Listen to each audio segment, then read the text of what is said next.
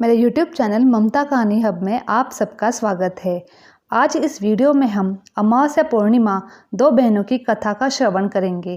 कथा शुरू करने से पहले आपने अगर चैनल को सब्सक्राइब नहीं किया हो तो चैनल को सब्सक्राइब करना ना भूलें।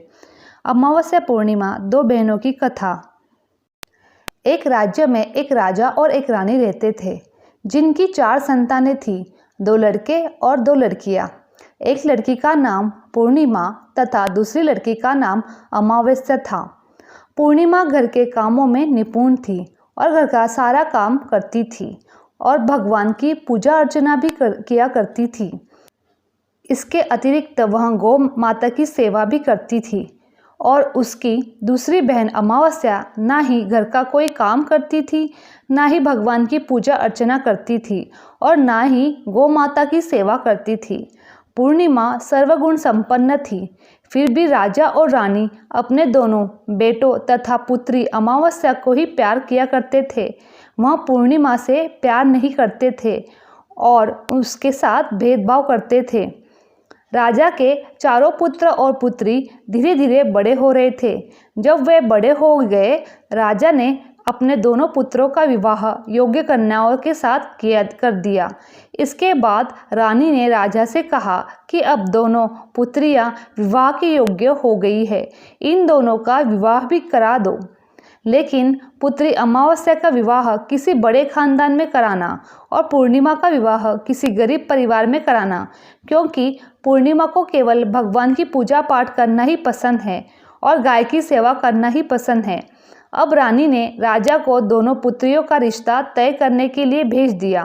राजा ने अपने पड़ोसी राज्य में जाकर वहाँ के राजा के पुत्र से अमावस्या का रिश्ता तय कर दिया और वहीं पास के गांव में जाकर एक गरीब परिवार के लड़के के पुत्र के साथ पूर्णिमा का रिश्ता भी तय कर दिया।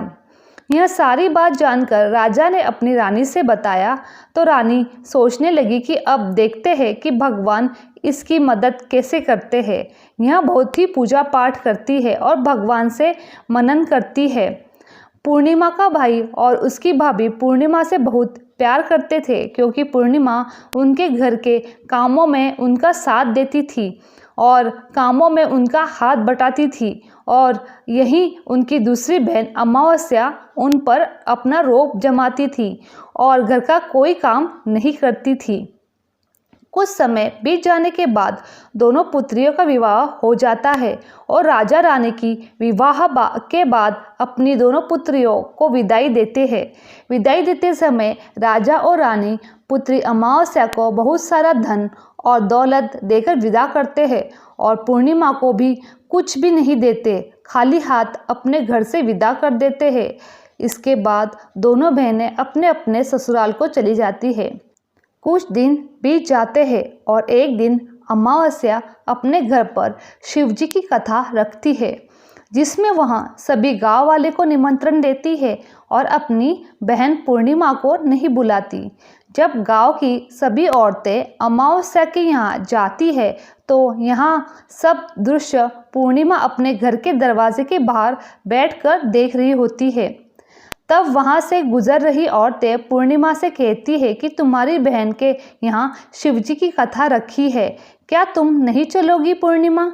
पूर्णिमा ने कहा, मुझे निमंत्रण नहीं आया है, मैं नहीं जा सकती। सभी गांव की औरतों ने पूर्णिमा से कहा, बुलाया नहीं तो क्या हुआ, भगवान शिव की तो कथा है, तुम हमारे साथ चलो। गांव की सभी औरतें की बात मानकर पूर्णिमा भी उनके साथ भगवान शिव की कथा में अमावस्या के घर चली जाती है। जब अमावस्या की नज़र पूर्णिमा पर पड़ती है तो वहाँ कहती है कि तुम यहाँ कैसे चली आई, मैंने तो तुम्हें नहीं बुलाया था।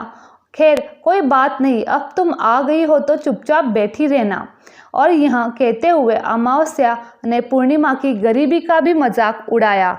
पूर्णिमा की आंखों से आंसू आ गए और वो रोती रोती मन में मन पूर्णिमा भगवान शिव से विनती करती है, हे भगवान, क्या पूजा पाठ करना गलत है? गौ माता की सेवा करना गलत है? आखिरी मेरी क्या गलती है? आप मुझे अपनी कृपा दृष्टि कब बनाएंगे? पूर्णिमा बार बार भगवान शिव से यही कहती रहती है। इतने में शिव कथा पूरी हो जाती है और अमावस्या भगवान का प्रसाद बांटने लगती हैं। वह सभी लोगों को प्रसाद देती है, लेकिन पूर्णिमा को वहाँ प्रसाद नहीं देती है। पूर्णिमा बिना प्रसाद के ही अपने घर लौट जाती है। रास्ते में वह यह सोचती हुई चलती है कि यदि बच्चे उससे कथा का प्रसाद मांगेंगे तो वह उन्हें क्या जवाब देगी। उसने सोचा था कि वह अपने मायके अपने भाई भौजाई के यहाँ जाएगी और वहाँ जाते हुए वहाँ बच्चों के लिए कुछ लेकर जाएगी। ऐसा सोचते हुए वहाँ अपने घर वापस लौट आई। घर वापस लौटकर आने के बाद वह अपने पति और बच्चों से कहती है कि वह अपने मायके जा रही है। पति ने कहा ठीक है, और कुछ समय के बाद पूर्णिमा अपने मायके के लिए रवाना हो गई। चलते चलते रास्ते में एक चबूतरा आया जिस पर तुलसी का पौधा लगा था। उस चौधरी पर एक बूढ़ी अम्मा बैठी हुई थी। वह कोई और नहीं, साक्षात तुलसी माँ थी। उस बूढ़ी माता ने पूर्णिमा से कहा, बिटिया तुम कौन हो और कहाँ जा रही हो? पूर्णिमा अपना परिचय देती है।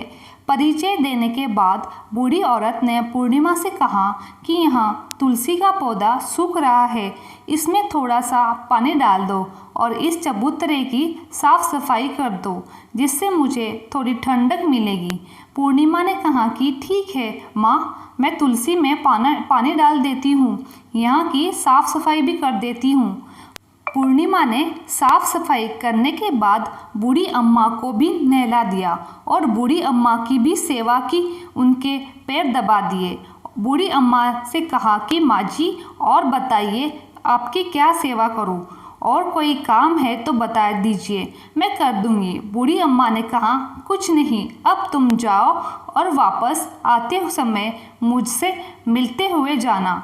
पूर्णिमा ने बूढ़ी अम्मा से कहा ठीक है माँ जी, मैं जाती हूँ, वापस आते वक्त आपसे मिलते हुए जाऊंगी। कुछ समय आगे चलने के बाद एक शिव मंदिर आया। वहाँ से उसे एक बूढ़ी बाबा मिले जो मंदिर के बाहर बैठे हुए थे। वह कोई और नहीं, साक्षात भोलेनाथ थे। उन्होंने पूर्णिमा से कहा कि कहाँ जा रही हो बेटी, तुम कौन हो?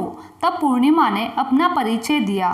फिर उस बूढ़े बाबा ने पूर्णिमा से कहा इस चबूतरे की और इस मंदिर की सफाई कर दो। तब पूर्णिमा ने मंदिर की और चबूतरे की सफाई कर दी। वहाँ पर पूजा पाठ अर्चना भी की और साफ सफाई पूजा अर्चना के बाद उन्होंने बूढ़े बाबा को भी नहला दिया और उसने कहा कि बाबा और कोई काम हो तो बताइए। तब बूढ़े बाबा ने कहा नहीं बेटी, अब तुम जाओ और वापस आते वक्त मुझसे मिलते हुए जाना। पूर्णिमा ने कहा ठीक है बाबा, मैं जाती हूँ, वापस आते हुए आपसे मिलते हुए जाऊँगी। आगे चलते चलते कुछ दूर चलने के बाद पूर्णिमा को एक काली जी का मंदिर दिखाई दिया। वहाँ भी एक बूढ़ी अम्मा चबूतरे पर बैठी हुई थी।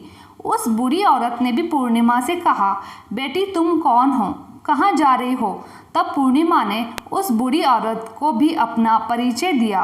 बूढ़ी औरत ने भी पूर्णिमा से कहा कि यहाँ सब पर सभी पूजा पाठ करने के लिए आते हैं, लेकिन मंदिर की साफ सफाई करने के लिए कोई नहीं आता है, इसलिए तुम इस मंदिर की और इस चबूतरे की साफ सफाई कर दो। तब पूर्णिमा ने कहा ठीक है माता जी, और पूर्णिमा ने मंदिर की और चबूतरे की साफ सफाई कर दी और पूजा पाठ भी कर दी और माता जी का श्रृंगार कर दिया और उस बूढ़ी अम्मा को भी नहला दिया।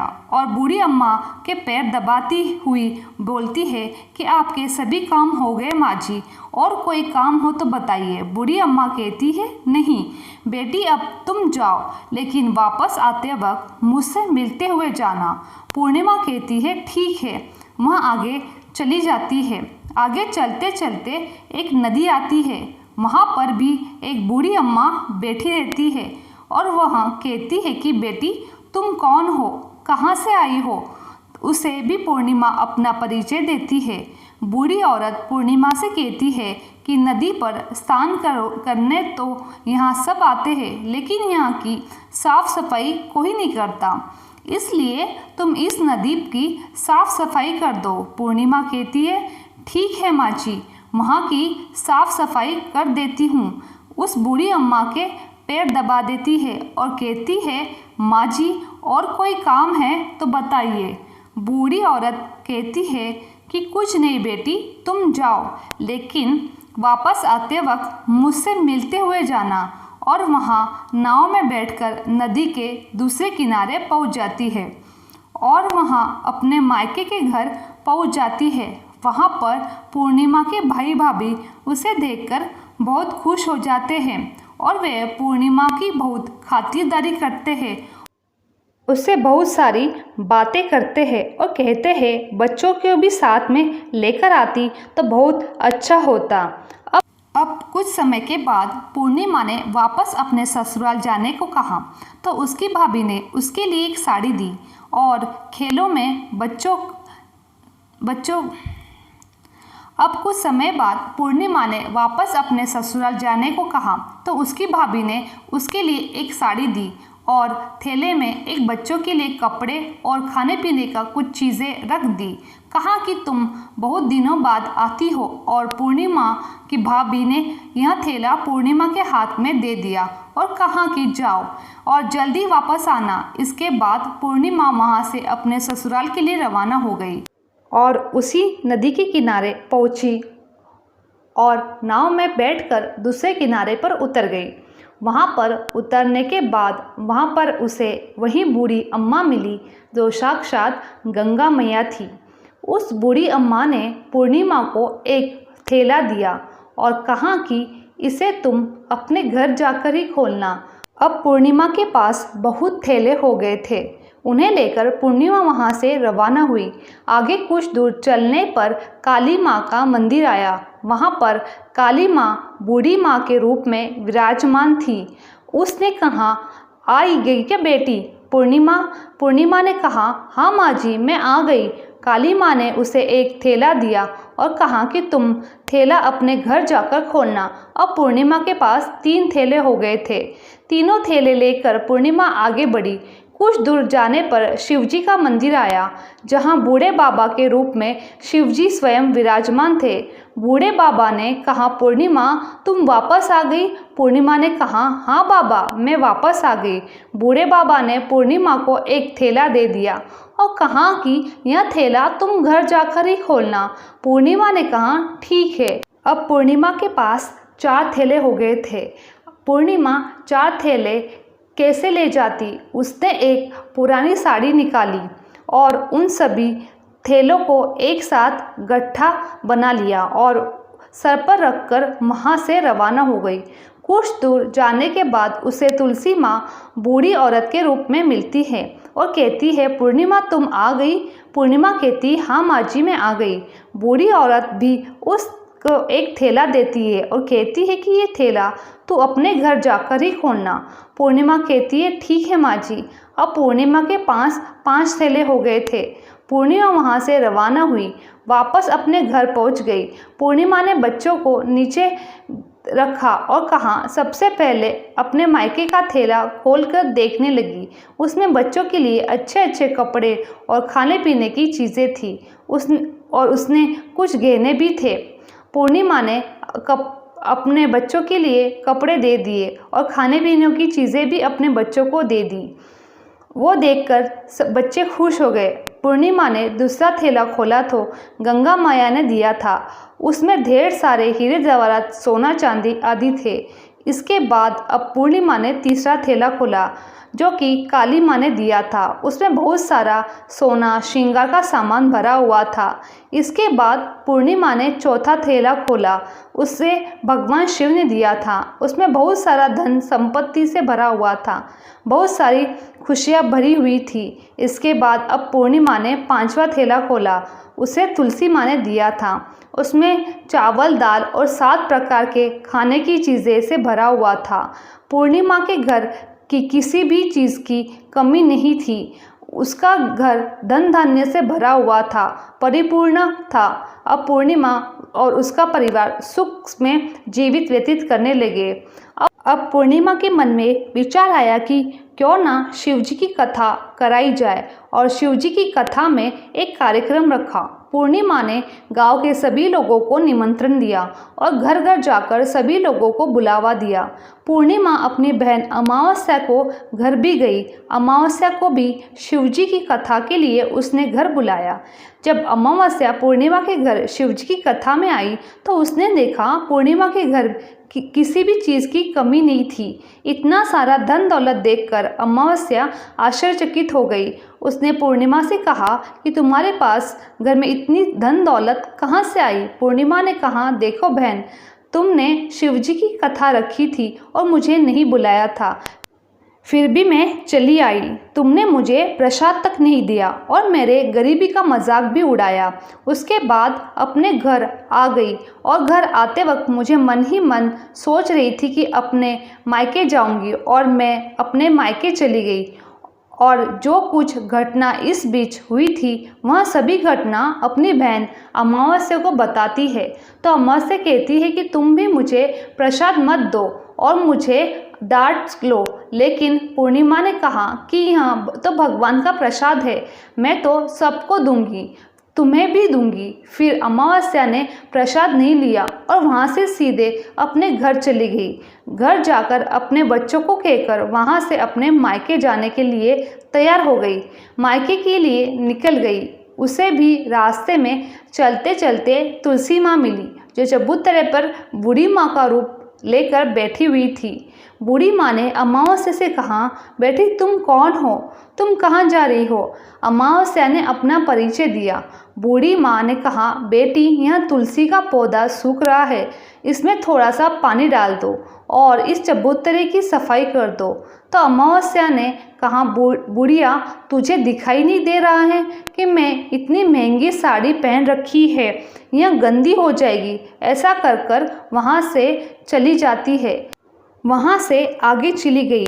आगे जाने पर उसे भगवान शिव जिसे भी उसने ऐसा ही कहा। उसके बाद आगे जाने पर उसे काली माँ मिली, जिससे भी उसने यही सारी बातें कही। आगे जाने पर उसे गंगा मिली, जिसे भी उसने यही सब कहा और आगे चली गई। इसके बाद अमावस्या जब नाव में बैठने लगी तो उसे नाव में फूलों की जगह कांटे भरे थे, जो उसे पैरों में चुभ रहे थे।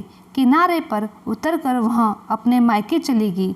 जब वहाँ से उसकी भाभीयों ने कहा भाइयों से कि अब आ गई तो ठीक है, पूर्णिमा तो हमारे कामों में हाथ बटाती थी, यह कोई काम करेगी तो नहीं। अब उन्होंने खाना बनाया और खा पीकर सभी सो गए। अमावस्या जब सुबह उठी तो अपने भाइयों से कहा कि मैं अपने ससुराल जा रही हूँ। उन्होंने कहा ठीक है जाओ। अमावस्या बोली, पूर्णिमा को तुमने एक थैला दिया था और मुझे कुछ नहीं दोगे क्या? भाई और भाभी ने कहा कि तुम घर जाओ, थैला तुम्हारे घर पहुंच जाएगा। फिर अमावस्या वहां से निकल गई और नदी के किनारे पर पहुंची। वहां गंगा मैया बूढ़ी औरत का रूप धारण करके बैठी हुई थी। बूढ़ी माँ ने कहा कि आ गई बेटी? उसने कहा हाँ आ गई। अमावस्या ने कहा तुमने पूर्णिमा को एक थैला दिया था, मुझे नहीं दोगी?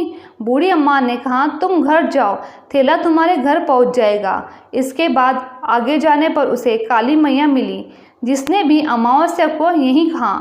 जिसके बाद आगे जाने पर उसे भगवान शिव मिले, जिन्होंने भी अमावस्या को यही कहा। इसके बाद आगे जाने पर उसे तुलसी माँ मिली, उसने भी अमावस्या से यही कहा कि तुम घर जाओ, थैले तुम्हारे घर पहुंच जाएंगे। अमावस्या अपने घर पहुंच गई। आंगन में देखा तो वहां पर 5 थैले पड़े हुए थे। अमावस्या मन ही मन सोचा कि अब तो मेरे पास भी बहुत सारा धन दौलत आ जाएगा। जल्दी जल्दी उसने सभी थैले खोल कर देखे तो किसी में मिट्टी थी तो किसी में पत्थर थे, किसी में कंकड़ थे, किसी में कोयला था। मायके से तो कुछ भी नहीं मिला था। इन थैलों में कुछ भी नहीं था। अमावस्या दौड़ती हुई पूर्णिमा के घर गई और कहती है कि तुम्हें इतना सब कुछ मिला, मुझे कुछ नहीं मिला, आखिर क्यों? तो पूर्णिमा कहती है कि जब मैं अपने मायके जाती हूँ तो अपने भाइयों के साथ उनके काम में हाथ बटाती हूँ उनके साथ मिलकर काम करती हूँ, लेकिन तुम ऐसा कुछ नहीं करती, उनकी इज्जत भी नहीं करती, इसलिए वह तुम्हें भला क्या देंगे। इसके बाद तुमने गंगा मैया को ठुकरा दिया, काली माँ को भी ठुकरा दिया, भगवान शिव को भी ठुकरा दिया। इसके लिए उन्होंने तुम्हें कुछ नहीं दिया। अमावस्या कहती कि बहन, तुम मुझे माफ़ कर दो, मैं तुम्हें हमेशा अत्याचार किया करती थी, मुझे कुछ नहीं मिला तो कोई बात नहीं, भगवान की भक्ति करूंगी, सब कुछ प्राप्त कर लूँगी, मुझे इन चीज़ों का रहस्य बताओ। तो पूर्णिमा ने कहा कि तुम 3 सूत्र का ज्ञान ले लो, उसकी कथा करना। पहले सूत्र में दया मांगना, दूसरे सूत्र में कथा मांगना, तीसरे सूत्र में 108 बार ओम नमः शिवाय का जप करना। बहन, भगवान के यहाँ सूत्र दिए हैं, इनको अपने हृदय में बसा लेना। मैं यह 3 सूत्र अपने जीवन में अपनाए थे और सच्चे मन से भगवान शिव की भक्ति पूजा पाठ करती थी। फिर भगवान ने मुझे यह सब कुछ दे दिया। तुम्हारे पास जो कुछ था वह सब कुछ खत्म हो गया है। इसके बाद अमावस्या अपने घर गई, भगवान की पूजा पाठ करने लगी, भगवान शिव से माफ़ी मांगी, गौ माता की सेवा की और दूसरों की मदद करने भी लगी। मेरी ये वीडियो आप लोगों को अच्छी लगी तो प्लीज़ चैनल को लाइक, शेयर और सब्सक्राइब करना ना भूलें। ओम नमः शिवाय। जय गौ माता, जय काली माता, जय तुलसी माता।